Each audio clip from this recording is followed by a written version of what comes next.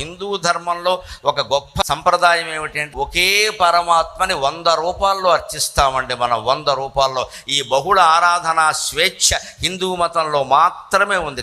మన ఇష్టం వచ్చిన గుడి కట్టుకుంటాం, మన ఇష్టం వచ్చినటువంటి దేవతను ఆరాధించుకుంటాం. మన కుల దేవతలు ఉన్నారు, గ్రామ దేవతలు ఉన్నారు, వారు కూడా పరమాత్మతో సమానమే. మీరు భక్తిగా నమస్కారం చేయాలి, కానీ భేదం ఏమీ లేదు. శాస్త్రాలు చదివిన వ్యక్తిగానే చెబుతున్నా.